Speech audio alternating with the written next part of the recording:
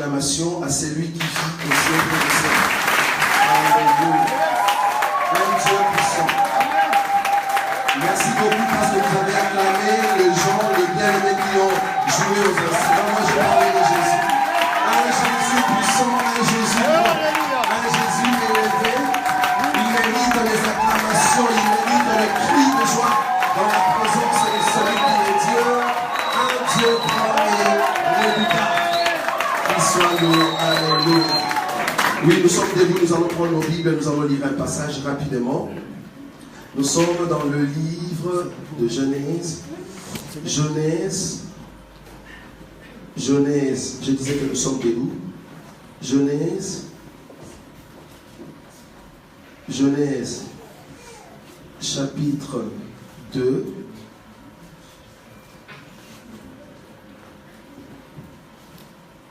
Genèse, chapitre 2.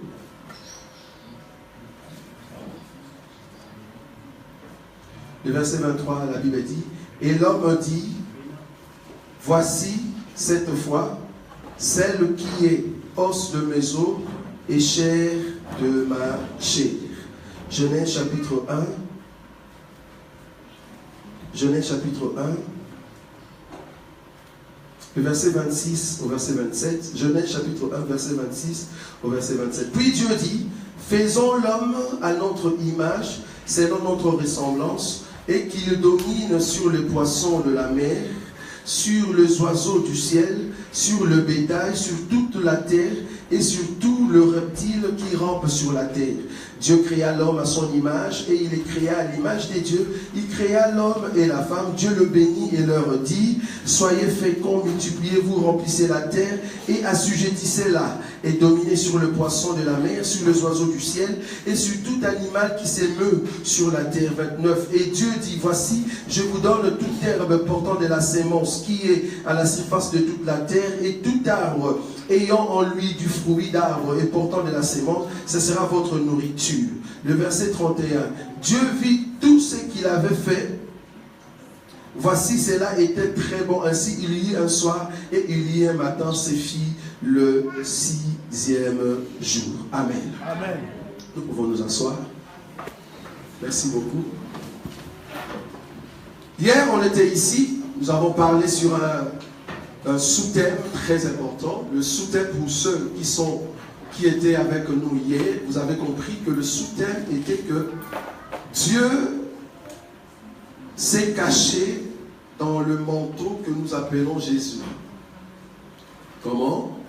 Parce que Dieu qui est dans sa gloire, il ne peut pas se manifester au milieu des hommes avec sa gloire. Parce que Dieu a dit que personne, aucun homme ne peut me voir et vivre. Il n'y a aucun homme qui peut voir Dieu et vivre. Nous voyons même cela dans le film soi-disant des gens qui viennent de Mars ou d'autres planètes. C'est comme s'ils sont revêtus d'une puissance et que l'homme humain qui a la chair et le sang est soumis au fait à ceux qui viennent d'ailleurs, soi-disant extraterrestres. Pourquoi? Parce que ce sont des gens qui ne vivent pas sur terre, ils ont un autre comportement, une autre manière, vous voyez. Mais cependant, notre Dieu, ce n'est pas un Dieu qui vient de Mars. Nous ne servons pas un Dieu qui vient de la Lune, non plus un Dieu qui vient du soleil ou un Dieu soleil. Nous servons le Dieu qui a créé toutes choses qui se trouvent dans le ciel et sur terre. Un Dieu puissant. Alors, nous avons dit que ce Dieu va se cacher parce que sa gloire était tellement rayonnante et qu'il ne pourrait pas qu'il puisse se voir avec sa nudité. Quand nous avons parlé de la nudité, nous avons dit que la nudité c'était la gloire de Dieu. Dieu ne peut pas se présenter devant un homme alors qu'il est nu. Je parle ici de l'homme après le péché. Mais vous avez remarqué hier, nous avons dit qu'avant le péché, Adam parlait avec Dieu. Et la Bible dit Adam était nu. La nudité d'Adam avant le péché, ce n'était pas une honte. C'était en fait la gloire. Parce qu'Adam lui-même ne savait pas qu'il était nu. Mais la nudité est devenue péché après le péché. C'est-à-dire une honte. Donc si Adam était nu, dans la présence de Dieu. Nous avons dit que Dieu parlait avec Adam parce que Adam était dans la sainteté, dans la pureté. Adam était en fait dans la vie incorruptible. Si Adam était dans la vie incorruptible, donc Dieu aussi était nu. C'est-à-dire la nudité avant le péché n'est rien d'autre que la présence de la gloire de Dieu. Mais cependant, quand le diable est venu, le diable a tenté la femme, et la femme a donné le fruit à Adam, c'est alors que le péché est entré, alors la nudité est devenue une honte. Mais avant le péché, la nudité n'était pas une honte. Si aujourd'hui nous mettons des habits, là je suis sur terre, si aujourd'hui nous mettons les habits, c'est parce qu'après le péché, nous nous sommes rendus compte que la nudité était une honte. Mais cependant, avant le péché, être nu, parce qu'aujourd'hui nous condamnons des nudistes, vous voyez. Si nous condamnons des nudistes, c'est parce que le péché est là. Mais en réalité, si le nudiste vivait au temps d'Adam, alors allez dire, oh, gloire à Dieu, j'ai des amis quand même qui sont nus comme moi, vous voyez. Donc, parce que la nudité n'était pas un péché avant le péché. C'est ce que nous avons dit. Alors, Dieu qui était nu, et que Adam est tombé, Adam est sorti, il a fait de feuilles de figues ou de figuiers de cet arbre, avec l'arbre qu'on appelle figuier, il a pris de feuilles, il a fait une sorte de jupe ou robe pour se couvrir. C'était pour cacher sa nudité. Alors Dieu va crier dans le jardin, Adam, où es-tu? C'était en fait la recherche d'un Dieu qui veut sauver un homme. Dieu recherchait un homme. L'homme qui était comment? Perdu par le conseil de Satan. Vous voyez? Alors Dieu qui va sortir pour aller chercher l'homme, alors que l'homme est déjà tombé, Dieu ne peut pas venir dans sa sainteté. Dieu ne peut pas venir dans sa gloire. Donc Dieu ne peut pas venir nu. Alors Dieu va mettre un manteau. Vous voyez? Il va couvrir sa nudité, sinon Adam va mourir. Alors le manteau que Dieu a mis, je l'ai expliqué hier, que ce manteau-là, c'était tout un homme. Dieu s'est caché dans la personne que nous appelons Jésus. Parce que le jour où on lui a posé la question, Jésus, nous sommes fatigués, montre-nous seulement le Père. Et cela nous suffit. Il a dit, ah bon? Depuis que je suis avec vous, vous n'avez jamais vu le Père. Celui qui m'a vu a vu le Père. Pourquoi? Parce que le Père est où? En moi. Donc le Père était caché dans un manteau que nous appelons Jésus. Vous voyez? Donc Jésus était le manteau du Père. Jésus était le manteau qui couvre la nudité du Père. Donc le Père qui est le règne, le royaume des cieux, qui est descendu mais caché dans un manteau que nous appelons Jésus. Donc quand Jésus marchait sur terre, il était le royaume de Dieu sur terre. C'est pour cela qu'il a dit ceci, si ce que je suis en train de faire, c'est par le doigt de l'Esprit de Dieu, comprenez que le royaume de Dieu est parmi vous. Ah. Donc Jésus était le royaume de Dieu, la puissance du ciel, mais qui marche, qui a des sandales et qui a une robe avec des barbes. Vous avez vu ça? Donc c'était le royaume de Dieu qui vient visiter qui? L'homme. C'est ça Emmanuel. Dieu parmi nous. Donc le Dieu grand, mais qui a pris un manteau pour habiter parmi les hommes. Donc hier, on a parlé sur Dieu se cache dans le Fils. Mais aujourd'hui, je veux parler maintenant de la nudité, mais d'une autre manière. Parce que la Bible a plusieurs couleurs. La Bible n'a pas été écrite en français, malheureusement. La Bible que tu as, tu peux le lire en français. Mais ce n'est pas une Bible qui a été écrite en français. La Bible a été écrite dans un code du ciel. Si on ne te donne pas les clés du code, tu ne sauras pas décoder les écritures qui sont à l'intérieur. C'est très important. Je suis en train ici de vous expliquer que le Père va se déshabiller.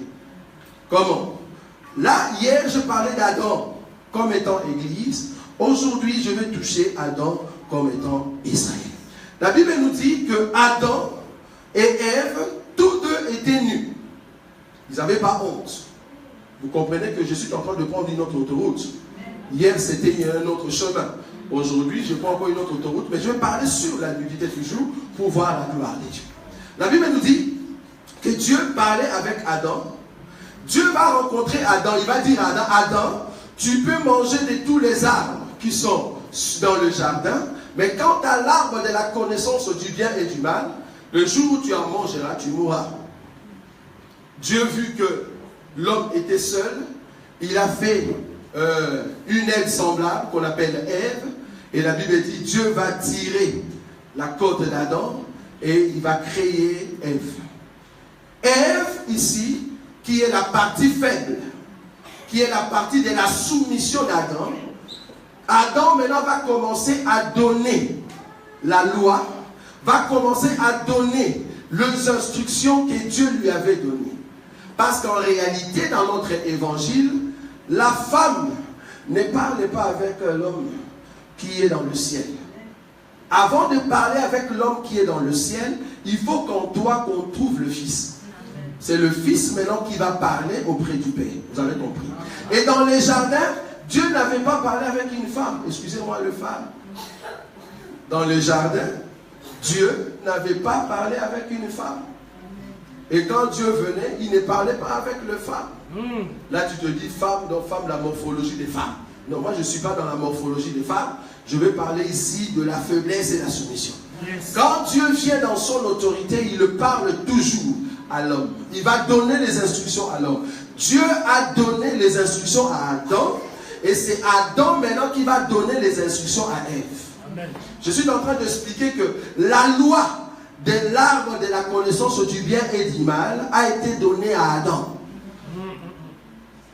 C'est Adam qui avait la loi. Adam va prendre cette loi et il va maintenant instruire à Ève. C'est-à-dire, Adam était le professeur, l'enseignant, qui va dire à Ève, tu peux manger tout dans le jardin, mais Dieu nous a dit, cet arbre-là, tu ne vas pas toucher. C'est Adam qui a dit. Pourquoi je dis cela? Parce qu'il y a d'autres personnes qui disent, ben c'était les serpents. Soit disons les serpents du jardin d'Éden, c'était lui qui a dit à Ève. Parce que vous allez comprendre que le langage du serpent, c'était un langage un peu nuancé. Qu'est-ce qu'il a dit? Est-ce que Dieu a-t-il réellement dit que vous ne mangerez pas de cet arbre-là? Ève va dire oui, Dieu nous a dit de ne pas manger, même de ne pas toucher. Vous voyez? Donc là, le serpent va dire non, Dieu vous a menti. Il sait que le jour où vous en mangerez, vos yeux vont comment? S'ouvrir et vous serez comme des dieux. Et maintenant la femme va regarder l'arbre, elle a vu que l'arbre était bon à manger, et elle a pris, elle a mangé. Mais je dis que ce que le serpent a fait, c'était la ruse. La Bible appelle que le serpent était l'animal le plus rusé dans le jardin. Or la ruse n'est pas l'apanage de Dieu. Dieu n'est pas rusé. Est-ce que vous voyez ça? Dieu n'est pas rusé. Il va te dire la vérité. Vous voyez? Mais ce que le serpent a fait, c'était la ruse. Donc là, nous comprenons que le serpent des jardins d'Éden, ce n'est pas Moïse. Ce n'est pas Adam. Moïse, dans les jardins d'Éden, c'est-à-dire la personne qui reçoit la loi auprès de Dieu, n'est rien d'autre que Adam. C'est-à-dire, Adam va donner la loi à Ève, de la même manière que Moïse va recevoir la loi et amener auprès d'Israël. Voilà. Donc Israël ici n'est rien d'autre que Ève et Adam n'est rien d'autre que Moïse. Or Moïse et Israël, c'est toujours Israël.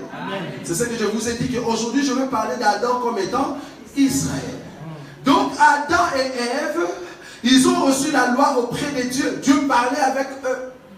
C'était en fait une manière de se dire, Dieu leur donnait la parole, donc la sémence. Ils nous voyaient Dieu, mais ils ne voyaient pas Dieu avec un cœur de joie. Pourquoi? Parce que tout ce qu'il faisait, vous allez comprendre pourquoi je dis ça, tout ce qu'il faisait avant même de tomber, c'était ce qui ne plaisait pas à Dieu. Vous allez comprendre pourquoi. Donc tout ce que Adam faisait, bien que Adam a donné la loi, mais Ève n'a pas pu supporter cette loi. C'est pour cela qu'Ève est tombée. Si Ève est tombée, c'est parce que Ève n'a pas pu supporter la loi de Dieu. Je parle ici de Ève comme étant Israël. Yes. Si Israël est tombé, c'est parce que la loi de Moïse était difficile pour eux. C'est parce que la loi était difficile. Alors là maintenant, qu'est-ce qui va arriver? Ève va maintenant toucher à l'arbre de la connaissance du bien et du mal. J'espère que dans cet évangile, pour ceux qui veulent connaître l'arbre de la connaissance du bien et du mal, dans le jardin d'Éden, nous disons que c'était la loi que Dieu avait établie sur le sol. Le sol que nous appelons jardin, c'était le jardin de Dieu. Dieu va prendre l'homme, il va le placer dans le jardin. Ce n'est pas l'homme qui a construit le jardin, mais c'est plutôt Dieu. Et Dieu va prendre l'homme, il va l'amener où? Dans le jardin. Le mouvement de prendre Adam, comprenez-nous, hein, parce que nous essayons de donner avec beaucoup de souplesse l'enseignement, mais nous allons essayer.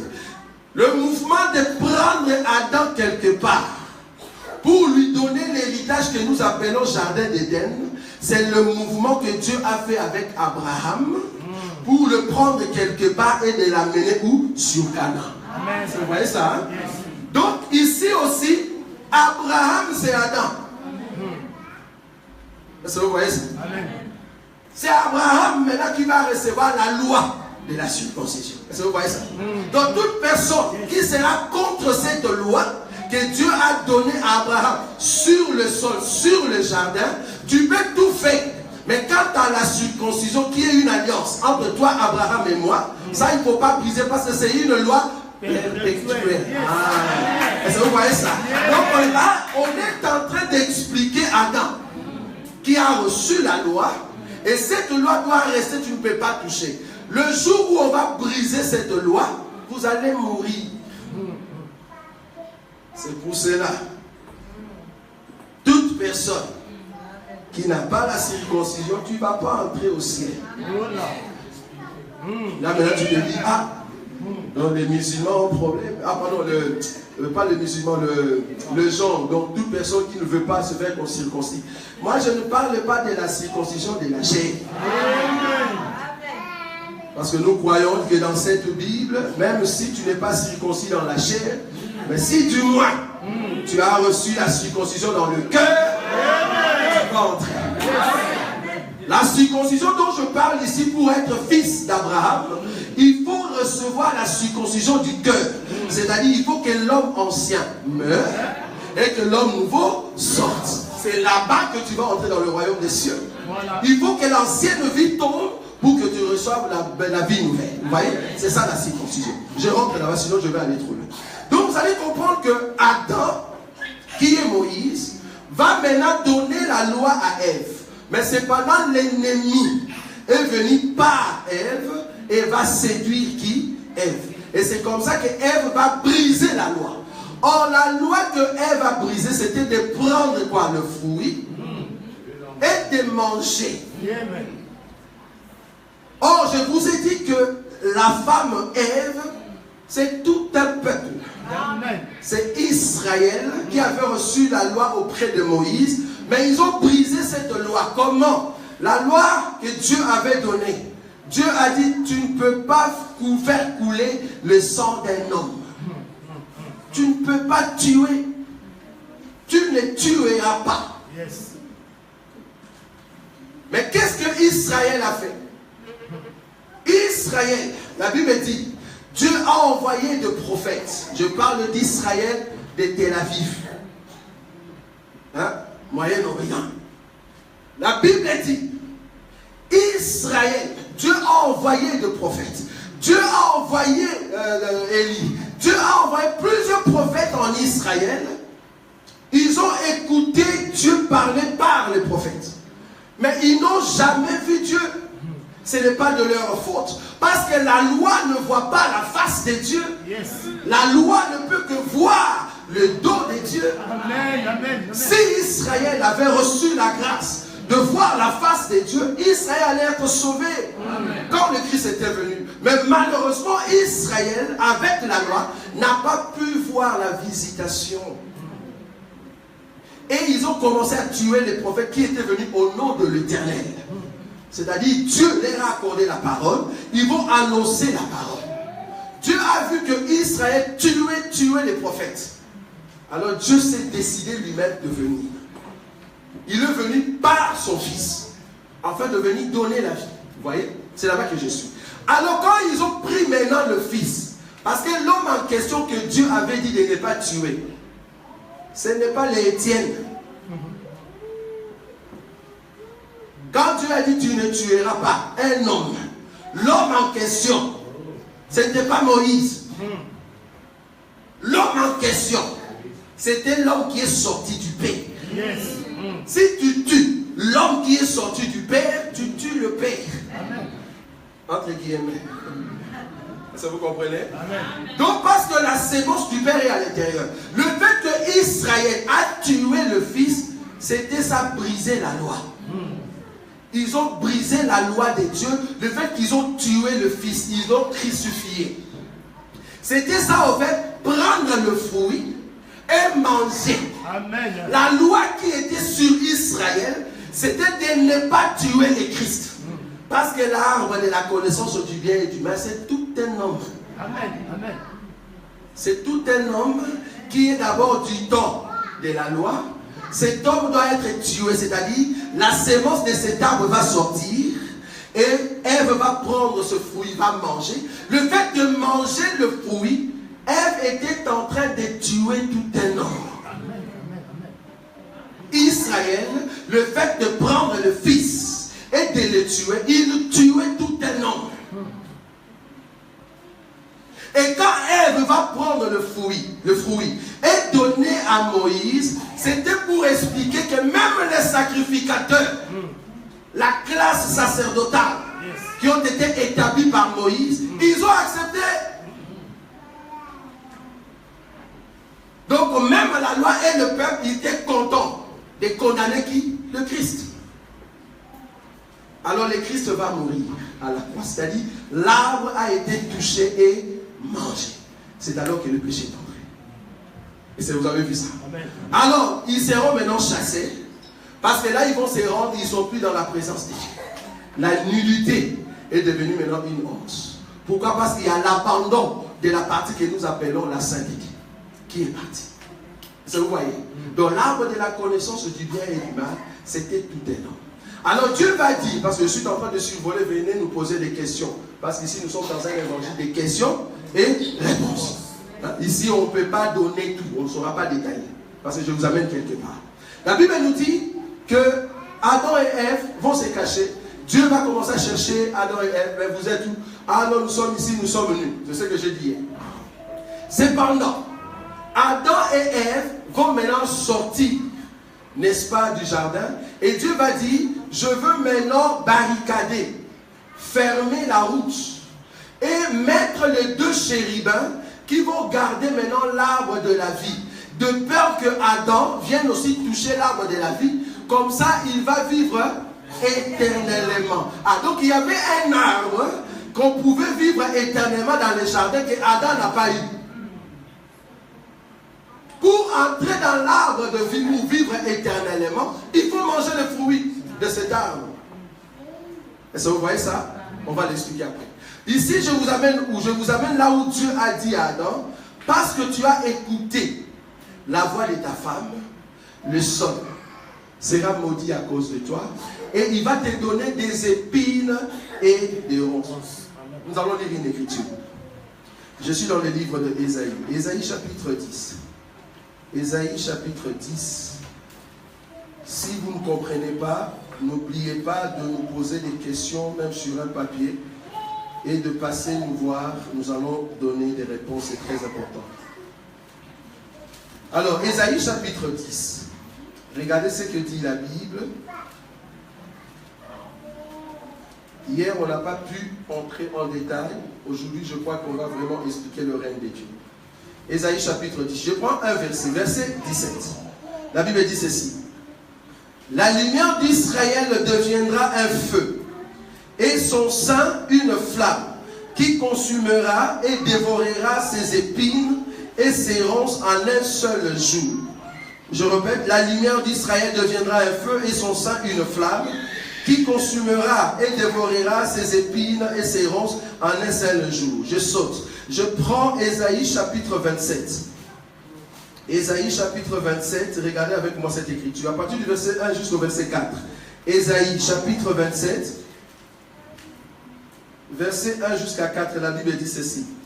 En ce jour, l'Éternel frappera de sa dure, grande et forte épée, le Léviathan, serpent fuyard, les léviathans serpents tortueux, et il tuera le monstre qui est dans la mer. En ce jour-là, chantez un cantique sur la vigne. Moi, l'Éternel, j'en suis les gardiens. Je l'arrose à chaque instant, de peur qu'on ne l'attaque nuit et jour. Je la garde. Il n'y a point en moi de colère. Mais si je trouve à combattre des ronces et des épines, je marcherai contre elles. Je les consumerai toutes l'ensemble. Est-ce que vous avez vu ça? Je prends le passage d'Ésaïe pour essayer d'expliquer. Ici, Dieu est au temps avant le millénium. Avant le millénium, qu'est-ce qui se passera? L'Éternel Dieu va descendre dans sa gloire par le oint. Il va consumer le peuple qui maltraitait Israël, qui dérangeait Israël. Pourquoi? Parce que Jésus va dire, le salut vient des Juifs, et c'est là-bas que le Seigneur est sorti. Parce que Jésus, comme vous le savez, il est sorti d'Israël. Alors Dieu va se souvenir d'Israël pour venir l'aider à la dernière minute. Alors qu'est-ce qu'il va faire? Il va attaquer toutes les nations qui seront contre Israël à ces temps-là. À ces temps-là. J'aimerais vous dire, si aujourd'hui le monde est rempli de problèmes, ce n'est pas à cause d'Israël terrestre. C'est à cause de moi. C'est à cause de toi. Pourquoi? Parce que tu as le Fils en toi. Donc, tout ce que le diable est en train de faire, la terreur, les banditismes, de viol, tout ce qu'il fait des assassinats, il est en train de se préparer à un massacre. Mais il ne peut pas se dévoiler étant donné que toi et moi, nous ne sommes pas partis. Il attend à ce que toi et moi, nous partions. C'est alors qu'il va sortir avec tous ses griffes et faire de bêtises que vous en connaissez. Donc si le monde se prépare à tout ce que vous voyez en France, aux États-Unis, partout, en fait, il nous recherche. J'ai dit à un monsieur qu'on travaille ensemble, j'ai dit, mais tous ces bien-aimés qui meurent partout parce qu'ils regrettaient, pourquoi ils meurent? J'ai dit, Dieu est en train de permettre à tous ces gens de mourir parce qu'il prépare que je puisse rentrer à la maison. Il dit, mais quelle maison? Moi, j'ai dit, mais moi, je ne suis pas intérieur. Je suis un extraterrestre. J'habite pas la terre. En fait, ce que tu vois là, c'est la peau. Parce que la Bible me dit qu'il a amené de captifs. Et ils sont partis au ciel. Donc ici, nous ne sommes que de peau. Donc quand tu me tues, je suis très content. Quand tu me prends, tu veux m'égorger, je suis dans la joie. Pourquoi? Tu m'as aidé de rentrer à la maison. Vous avez vu ça? Donc tu m'aides à rentrer. C'est pour cela que nous n'avons pas peur de la mort. Parce que la Bible dit ceci. Il dit à Jacob. Jacob, parce que Jacob dormait. Jacob a vu le chêne qui touchait la terre et au-dessus. Et Dieu va commencer à parler. Il dit, je suis le Dieu de ton père. Le Dieu d'Abraham, le Dieu d'Isaac.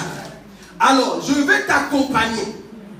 Ton aller et ton retour. Je vais te faire retourner dans la maison de ton père.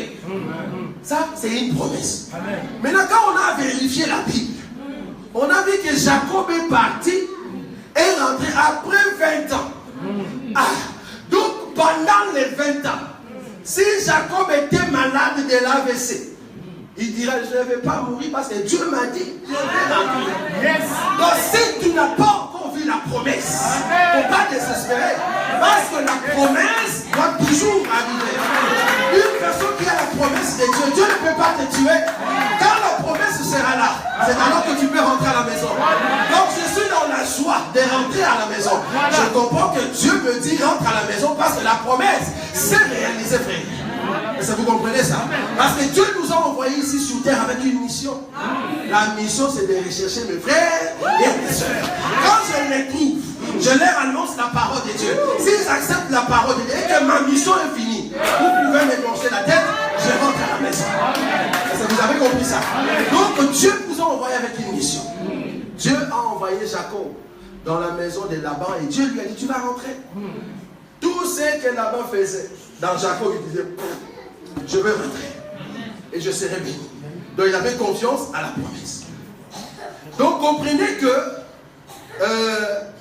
l'arbre ou les épines, pardon, je parle des épines.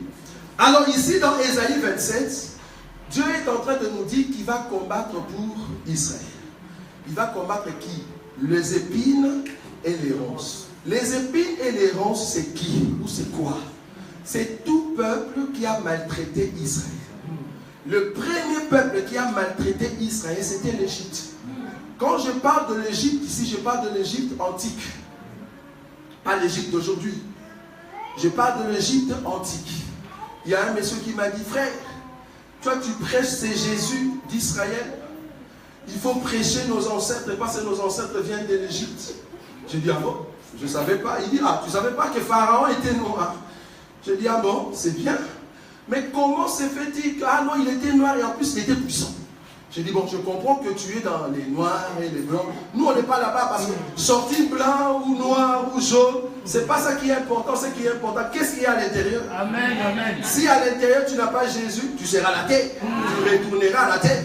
Mais si tu as Christ, tu vas ressusciter. C'est ça qui fait la différence. Je lui ai dit, mais si Pharaon était noir, comme tu l'as dit, et alors ça change quoi? Mais ça change parce que ce sont eux qui ont maltraité les Juifs. Je dis, ah bon? Et mais comment se fait-il que le Juif Moïse va venir dans la ville de ton ancêtre, que tu appelles Pharaon, et il va faire sortir tout un peuple avec un bâton? Mais vous étiez une armée puissante. C'était le pays puissant à l'époque. Parce qu'ils ont construit des pyramides. Mais comment se fait-il un monsieur, je dis bien un monsieur, qui va venir avec un bâton et il va faire sortir tout le peuple? Et le peuple va traverser la mer Rouge. L'armée puissante n'a pas même pu prendre un vieillard. Un vieillard. Amen. Il y a un problème. Avec vos chars, même un vieillard, vous n'avez pas pu. Au contraire, vos chars et vos hommes étaient engloutis. Là, je comprends que c'est mieux que je suive les dieux de cet homme. Un Dieu qui peut sauver avec un bâton. Oh, les bâtons aujourd'hui, c'est un nom. Le nom que nous portons, le nom de Jésus. Si tu as les bâtons de Moïse, si tu as les commandements de Dieu, si tu détiens la puissance de Dieu, tu peux briser les forces de Pharaon. Parce que Pharaon aujourd'hui c'est Satan et nous brisons sa force avec les bâtons de Jésus. Parce que nous avons un Jésus très puissant. Alléluia. Un Jésus très puissant. Je veux rester avec le Dieu de Moïse. Un Dieu qui peut délivrer le peuple avec un bâton. Il est trop puissant. Et ça, vous comprenez ça? Donc là, nous voyons que les épines et les ronces, c'était en fait l'Égypte et tout le peuple qui ont dirigé ou fait souffrir Israël. Alors Dieu va dire que les ronces vont pousser sur le sol. C'était en fait pour dire qu'il y aura maintenant de peuples qui vont prendre autorité sur Israël. Et ces peuples, selon l'Apocalypse, il y en a 7. Ça, vous savez, non? Amen. Voilà. Donc, il y a les 7 nations qui vont diriger. Et la dernière nation, c'est en fait l'Union européenne.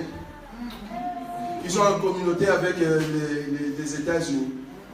Donc là, petit à petit, c'est pour ça que nous disons à tous ceux qui nous suivent partout dans le monde, comprenez que dans peu de 10 ans, voire même 15 ans grand maximum, il y aura vraiment la montée de FN. Front National. Des racistes vont monter en fond. Et là, qu'est-ce qui va arriver? Chacun va commencer à rentrer dans son pays. Dieu va permettre cela pour que Israël rentre dans son pays. Comme ça, il se prépare à la rencontre des besoins et nous allons partir. Et vous avez vu là où je suis? Donc là, il faut que le Front National monte, que de racistes montent, afin que toute personne qui habite dans une terre quelconque étranger rentre d'abord dans son pays. Dieu va permettre ça pour que tout juif, tout Israélien qui se trouve quelque part rentre dans son pays. Parce qu'ils vont maltraiter les juifs encore. Et c'est comme ça qu'ils vont se dire, ah, nous sommes calmes dans notre pays. Ah, ils vont rentrer. Quand ils vont rentrer, Dieu permet que nous puissions partir. Alors il envoie mon frère ou mes frères, Moïse. Et ça va? Amen. Donc voilà, c'était les ronces et les épines. Je prends une écriture. Genèse chapitre 32. Permettez que je puisse terminer, en tout cas, cet enseignement de 2 jours. Supportez-moi. Genèse chapitre 32. Genèse chapitre 32, le verset 24. La Bible dit, Jacob demeura seul. Alors un homme lutta avec lui jusqu'au lever de l'aurore. Voyant qu'il ne les maîtrisait pas, cet homme le frappa à l'emboîture de la hanche. Et l'emboîture de la hanche de Jacob se démit pendant qu'il était avec lui. Il dit, laisse-moi aller car l'aurore se lève. Et Jacob répondit, je ne te laisserai point aller que tu ne m'aies béni. Il lui dit, quel est ton nom? Et il répondit Jacob. Il lui dit encore, ton nom ne sera plus Jacob, mais tu seras appelé Israël, car tu as lutté avec Dieu et avec des hommes, et tu as été vainqueur. Jacob l'interrogeant en disant, fais-moi, je te prie, connaître ton nom. Il répondit, pourquoi demandes-tu mon nom? Et il le bénit là. Jacob appela ces lieux du nom de Péniel, car dis-tu, j'ai vu Dieu face à face, et mon âme a été sauvée. Je veux dire que Israël voyait Dieu face à face. Je vous épargne de beaucoup de versets. La Bible me dit aussi que Moïse parlait avec Dieu face à face. Et un jour, Dieu a dit à Moïse, Moïse, prends les 70 anciens, prends avec toi Aaron, prends avec toi tes 2 fils et toi-même, venez ici, je veux me dévoiler. Et la Bible dit, ils sont partis, et les 70 ont vu Dieu. Mais ils ont vu Dieu où? Au niveau de ses pieds. Un Dieu qui se cache. Si vous voyez un homme qui se cache tout le temps, comprenez que cet homme, dans le monde entier, il n'a pas confiance à tous ces gens-là. Il a confiance à une seule personne. Dieu qui s'est caché en Israël, qui ne voulait pas se voir, il n'avait pas confiance à Israël. La Bible dit, ils ont vu seulement les pieds de Dieu. Mais il a dit à Moïse, toi monte. Quand Moïse est monté, Moïse est entré dans la nuée. Le peuple a vu la nuée, mais ils n'ont pas vu Dieu. Pourquoi? Dieu s'est caché. Il lui parlait par le prophète, mais il ne se dévoilait pas. Moïse va dire, Seigneur, je te prie, je veux voir ta face. Je dis quoi? Ma face à moi. Non. Je veux te mettre dans un creux. Et je vais passer ma main. Comme ça, tu ne me verras pas. Mais quand je vais passer, tu me verras où? Le dos. Je veux te dire que Israël n'a jamais vu Dieu. Israël entendait Dieu par les prophètes. Donc c'était en sorte que la gloire de Dieu s'est manifestée par les prophètes. Mais ils n'ont jamais vu Dieu. Mais le jour où Dieu est venu, selon ce que l'écriture que nous avons lu hier, Ésaïe chapitre 35, verset 4, la Bible dit que l'Éternel lui-même viendra et vous sauvera. Et quand il sera là, les boiteux vont marcher, les aveugles vont voir. Or, la personne qui a réalisé cela, c'était Jésus. N'est-ce pas? Jésus, en venant, Israël n'a pas reconnu que c'était Dieu, mais dans un manteau. Ils n'ont pas vu cela. Pourquoi je vous ai donné ce passage? Je suis en train de vous amener pour dire que Adam et Ève, avant la chute, parlaient quand même avec Dieu. Mais cependant, Dieu leur parlait par des prophètes. Ici, je suis par rapport à Moïse et Israël. Est-ce que vous avez vu ça? Je continue. Je prends une écriture. Parce que là, je vous amène quelque part. Comprenez, après, je veux, au fait, résumer les 2 jours. Genèse, chapitre 8. C'est là-bas que nous allons expliquer tout ce que je viens de dire tout à l'heure. Genèse, chapitre 8, le verset 18. La Bible dit ceci, et Noé sortit avec ses fils, sa femme et les femmes de ce fils, tous les animaux, tous les reptiles, tous les oiseaux, tout ce qui s'émeut sur la terre, selon leur espèce, sortit de l'arche. Noé bâtit un autel à l'Éternel, il prit de toutes les bêtes pures et de tous les oiseaux purs, et il offrit des holocaustes sur l'autel. Vous avez vu ça? Ok, nous allons prendre Genèse chapitre 9. On va lire 3 passages et après on va expliquer quelque chose de très important. Genèse chapitre 9, le verset 20, la Bible dit ceci. Noé, commençant à cultiver la terre, et planta de la vigne. Il but du vin, s'enivra et se découvrit au milieu de sa tente. Cham, père de Canaan, vit la nudité de son père. Je m'aimerais répéter cette écriture. Cham, père de Canaan, vit la nudité de son père et il le rapporta dehors à ses 2 frères. Alors Sem et Japheth prirent le manteau, le mirent sur leur épaule, marchant en reculant, et couvrirent la nudité de leur père, comme leur visage était détourné. Ils ne virent point la nudité de leur père. Lorsque Noé se réveilla de son vin, il apprit ce que lui avait fait son fils cadet, et il dit, maudit soit Canaan, qu'il soit l'esclave des esclaves de ses frères. Vous avez vu ça? Dernier passage, Lévitique, chapitre 10, et nous allons expliquer. Lévitique, chapitre 10, c'est là-bas que nous allons terminer.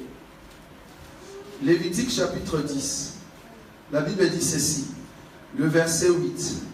Lévitique, chapitre 10, verset 8. La Bible dit, l'Éternel parla à Aaron et dit, tu ne boiras ni vin, ni boisson enivrante, toi et tes fils avec toi, lorsque vous entrerez dans la tente d'assignation, de peur que vous ne mouriez. Ce sera une loi perpétuelle parmi vos descendants, afin que vous puissiez distinguer ce qui est saint de ce qui est profane, ce qui est impur de ce qui est pur, et enseigner aux enfants d'Israël toutes les lois que l'Éternel leur a données par Moïse.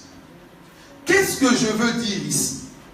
Je suis en train d'expliquer que Moïse a amené la loi et a donné la loi à Israël. De même que Adam a pris la loi de l'arbre de la connaissance du bien et a donné à Ève.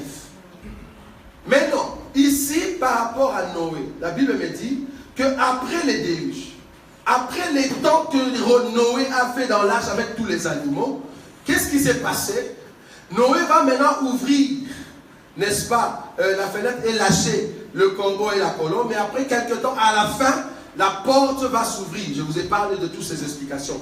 À la fin, quand l'eau avait diminué, la porte s'est ouverte et Noé est sorti avec tous les animaux.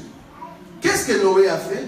Noé a pris les animaux purs et les oiseaux purs, il va sacrifier. Le fait que Noé est en train de sacrifier, Noé c'est un sacrificateur. Est-ce que vous voyez ça? Noé, qui était le chef, qui dirigeait ses 3 fils et les femmes de ce fils et sa femme, ici Noé n'est rien d'autre que le sacrificateur qui va sacrifier les animaux. C'est tout un sacrificateur. Est-ce que vous avez vu ça? De la même manière, Aaron était un sacrificateur. Noé aussi ici c'est un sacrificateur. Or la loi dans Lévitique nous a dit qu'un sacrificateur, quand le sacrificateur est dans la tente, il ne peut pas boire du vin. C'est défendu de boire du vin quand tu es dans le service. Pourquoi? Parce que quand tu entres dans le service, si tu as bu du vin, le fait que le peuple a mené des animaux, tu vas confondre. Au lieu de prendre un bouc pour sacrifier, tu vas sacrifier un porc. Or en Israël, le porc était impur. Parce que tu as bu du vin, tu vas sacrifier un porc. Donc là, il faut que les sacrificateurs soient sobres. Vous avez vu ça? Donc les sacrificateurs ne peuvent pas boire du vin. Et aussi, il doit donner l'enseignement. Il faut donner l'enseignement tel qu'il faut. Si tu as bu du vin, tu ne sauras pas donner l'enseignement au Aaron. J'ai bien souligné. Tu ne sauras pas. Mais malheureusement, la Bible nous dit, les sacrificateurs Noé. J'aime la Bible. Le sacrificateur Noé, c'est lui-même qui a cultivé la vigne. Il a arrosé. Il a préparé, labouré. Il a attendu jusqu'à ce que l'arbre croisse. Quelle patience! Et quand le fruit était sorti, il va prendre de ce fruit. Il va en faire du vin. Il va boire jusqu'à la fin. Quand il a bu, la Bible dit il va entrer dans la tente. C'est comme la tente d'assignation, c'est-à-dire il va entrer là où on va servir. Et là-bas, qu'est-ce qui se passe? Noé, quand il buvait de vin, Avant même, quand ils cultivaient la terre, c'était le père des Cham, le père de Seth, le père de Japheth. Noé était le beau-père de ces trois femmes. Est-ce que vous voyez ça? Noé était l'homme ou le mari de sa femme. Mais quand Noé a bu du vin, il a abandonné tous ces gens-là. Noé est entré dans la tente. Il a abandonné sa femme. Parce qu'il faut comprendre que la nudité de l'homme appartient à sa femme. Amen. Yes. La nudité, quand tu vois un homme qui ouvre son pantalon partout, c'est pas un homme. Non. Un vrai homme n'ouvre sa pantalon que son pantalon devant sa femme. C'est la vérité. Si tu vois un homme qui ouvre les pantalons partout, garde du nord, un monstre, tu as un problème très sérieux. Si tu es marié, c'est ta femme que tu dois donner ton cœur. Yes. Oui.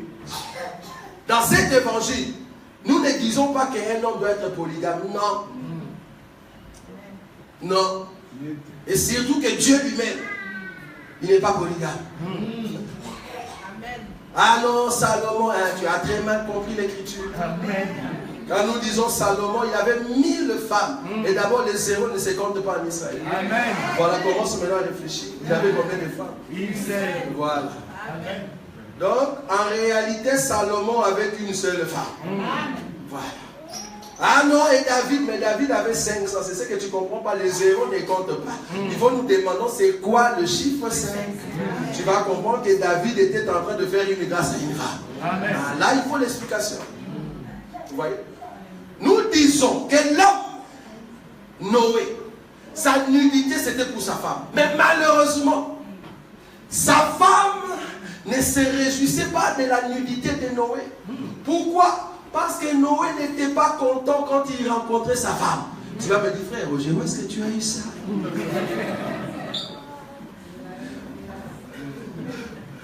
Je suis en train d'expliquer la Bible. La Bible me dit, on va lire ça, Hébreu. Hébreu. Nous expliquons la Bible. Hébreu, je crois, chapitre 5 ou 10. Tu n'as voulu ni sacrifice, c'est où? Combien? C'est 10? Voilà.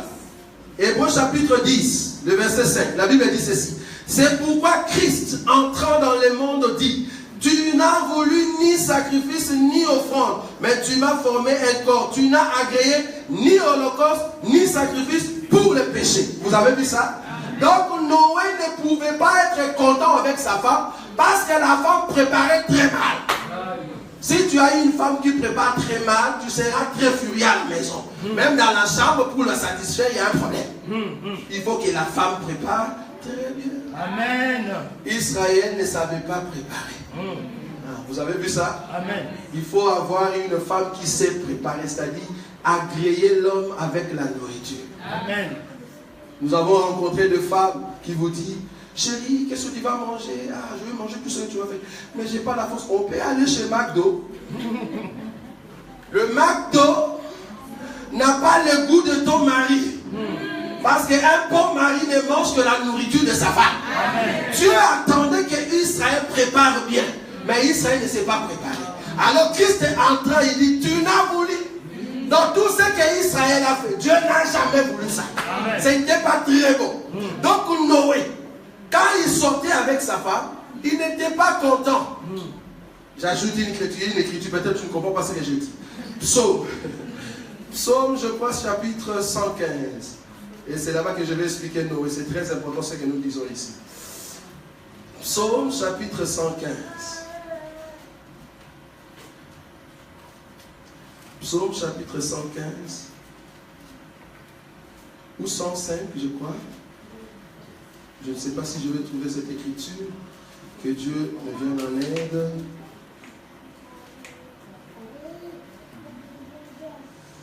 Alors,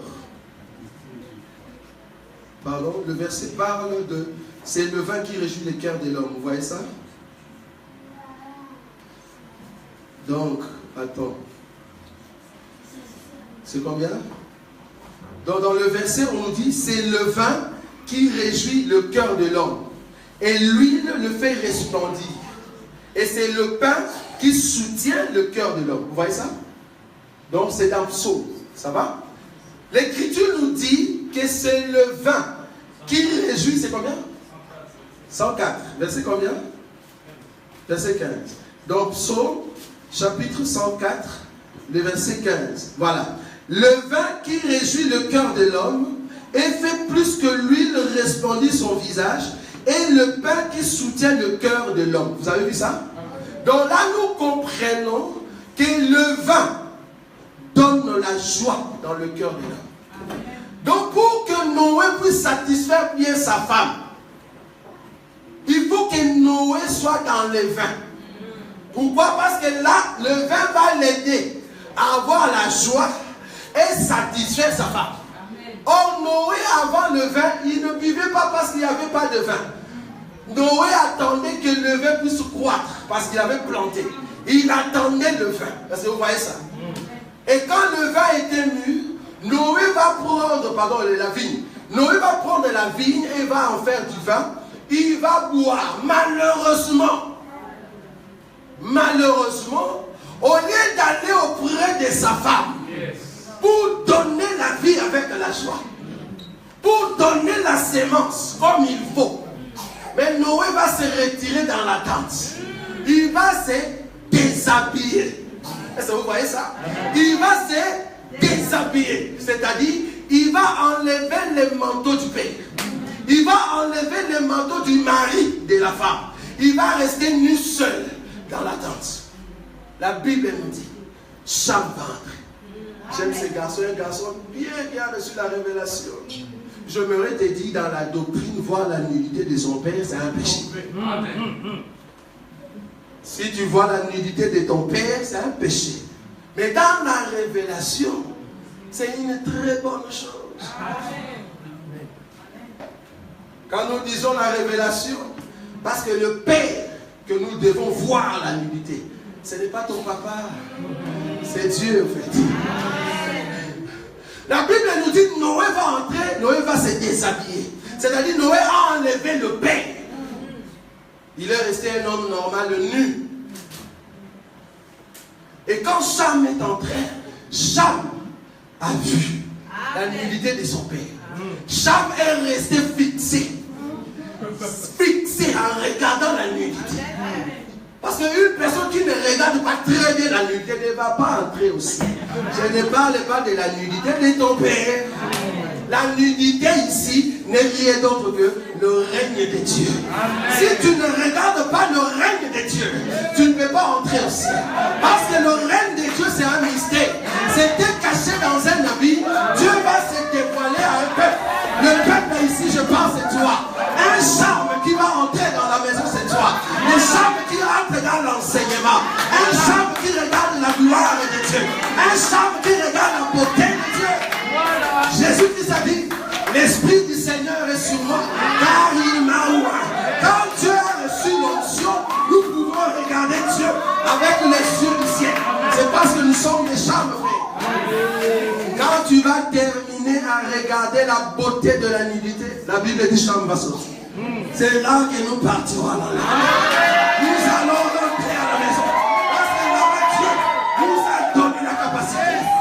Alléluia. Et la Bible dit quand Cham regarde, il ne faut pas être pressé. Dans cet évangile, quand tu regardes la nudité, ne sors pas. Il faut bien regarder. Les yeux là. Très important. Bien fixer le mouvement de Noé. Comment il bouge. Il faut comprendre tous ces mouvements. Sinon tu n'iras pas au ciel. Pour aller au ciel, tu dois comprendre le couloir de Salomon. Parce que si tu n'as pas la révélation, si tu n'as pas l'enseignement, tout le mouvement de la parole, tu n'entreras pas dans le royaume. Parce que le royaume de Dieu, c'est toute personne qui regarde la gloire de Dieu. Alléluia. Nous avons un Dieu puissant qui s'est révélé aujourd'hui. Il a enlevé le manteau du père afin que Cham bénéficier de la grâce. La nudité n'était pas pour Charles. La nudité, ce n'était pas pour Charles. Si Charles a vu ça, c'est une grâce. Si tu es sauvé, en réalité, Jésus a dit, je suis venu pour les brebis perdues d'Israël, pas toi. La nudité, ce n'est pas pour toi. La nudité, c'était pour Israël. Mais parce qu'Israël n'a pas vu Dieu buvant le vin, Israël n'a pas vu Dieu dans le mouvement de Noé, alors Israël a raté. Au contraire, Israël a commencé à insulter. Comme la femme de David qui insultait David qui dansait. Ah, vous comprenez maintenant? Et Noé, dans la tente, Noé dansait. La danse de David n'est rien d'autre que la grâce. Quand tu danses avec le Seigneur, Dieu va t'emmener dans la joie. La danse de David, c'est notre vivant. Est-ce que vous avez compris ça? Parce que nous croyons que tout homme qui danse avec Dieu, tu vas être avec lui. Pour avoir la sémence de Dieu, il faut dormir avec Dieu. Il faut voir la nudité de Dieu. C'est alors que Dieu te sauvera. Amen. Tu ne peux pas aller au ciel si Dieu ne te rencontre pas. Cham était la femme de Noé. Quand je dis femme ici, Cham était le père. Or le père, c'est lui qui a l'autorité sur l'enfant. L'enfant, c'est la femme. Le père, c'est l'homme. Donc Noé était l'homme. Cham était la femme parce qu'il doit être soumis à son père. C'est dans le livre de Colossiens. Donc Cham, c'est la femme. Et cette femme va voir la gloire de Noé qui était cachée, mais révélée. Amen. Le mystère caché de tout le temps, mais révélé aujourd'hui. Dieu a révélé sa mystère. Dieu a révélé sa puissance qu'il avait cachée, mais aujourd'hui, il est en train de se révéler dans ta vie. Il est en train de se révéler afin que tu reçoives la vie. C'est ça la sémence de Dieu. Et quand tu vas sortir, quand tu vas aller en enlèvement, comprends qu'il y a encore les deux frères qui arrivent.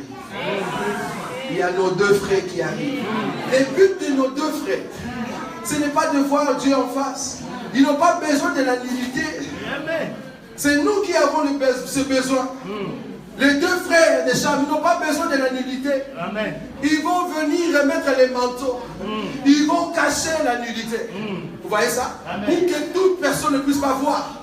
Mais eux, ils vont amener les manteaux. Là, je parle des deux soins qui vont maintenant remettre la gloire où? En Israël. Est-ce que vous voyez ça? Donc Israël maintenant va bénéficier. C'est alors que les Canaan sera maudit. Parce que la Bible dit, Cham était le père des Canaan. Qui dit père, c'est-à-dire Cham avait l'autorité sur Canaan. Or nous, aujourd'hui qui sommes Cham, nous avons l'autorité sur les nations par celui qui est en nous. Est-ce que vous voyez ça? Donc Canaan sera maudit, les nations seront maudites. Pourquoi? Parce que Noé s'est réveillé de son bain.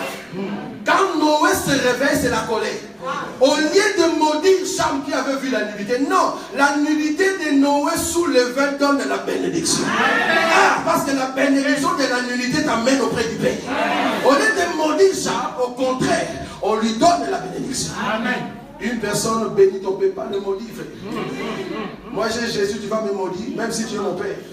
Cette bénédiction est condamnée. Amen. Je ne vois pas une personne qui va me condamner.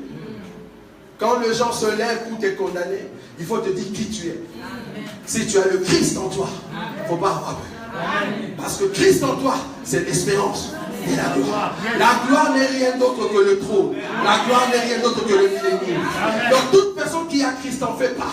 Le Christ quand il viendra, il va te ressusciter. Tu vas rentrer. On n'a pas peur de tous ces gens qui parlent, de tous ces gens qui disent, est-ce que réellement il est? On s'en fout, frère. Mon souci, c'est de se dire, est-ce que je Christ, oui ou non? Amen. Et on se dit, ces gens, ils sont conduits par qui? Comme un homme de Dieu qui disait, quand tu marches sur un chemin, tu ne rencontres pas Satan devant. Quand tu regardes en arrière, il n'est pas là, il est en toi. Yes. Il faut faire attention. Si Satan n'est pas devant, n'est pas derrière, mais comprends qu'il est en toi. Il faut faire attention. Donc quand tu parles mal des autres, il faut se dire, est-ce que j'ai l'évangile? C'est très simple. Donc là, nous comprenons que Noé n'est rien d'autre que Christ, notre Seigneur.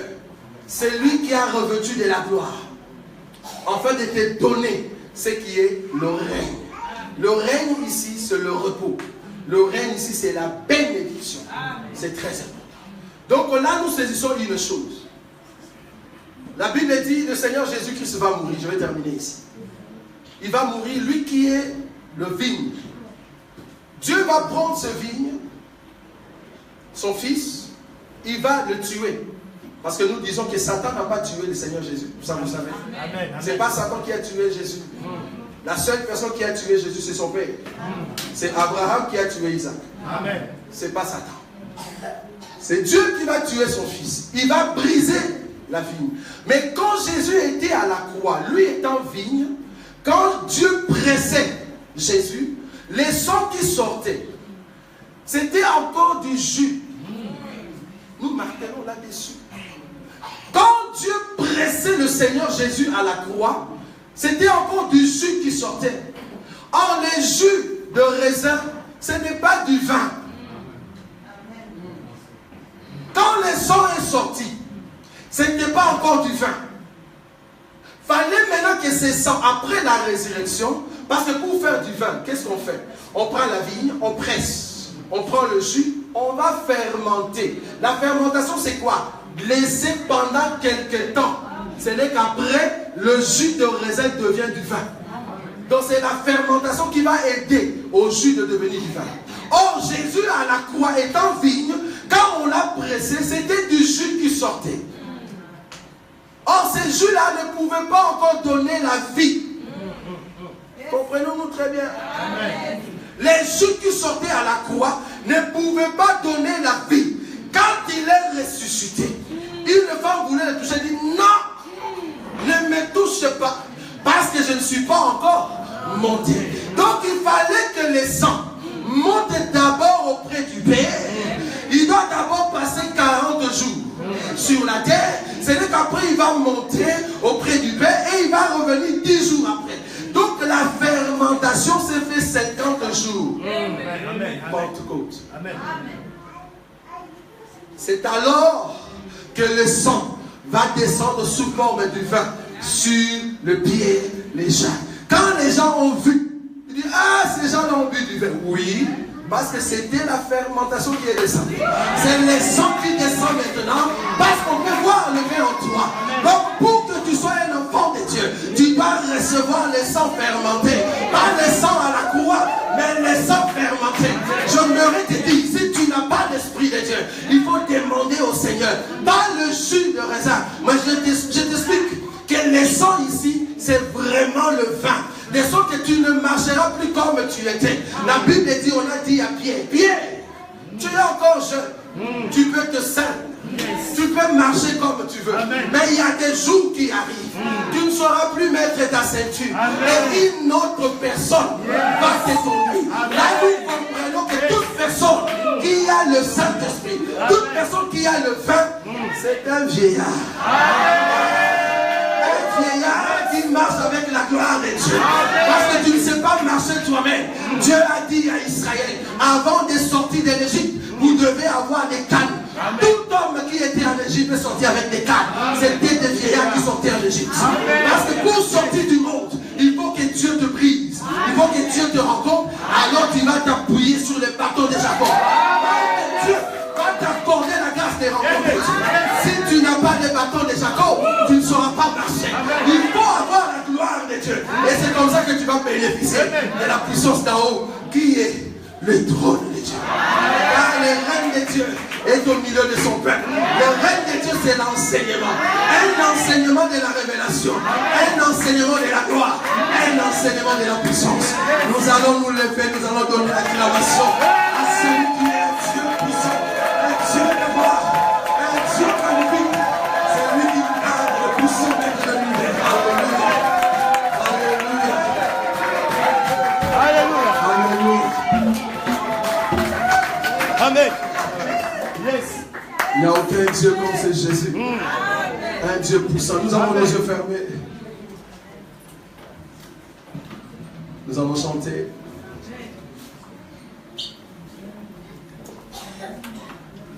Yahweh, Yahweh, Salah. Yahweh, Salah, Yahweh, Yahweh, Yahweh, Sabaoth.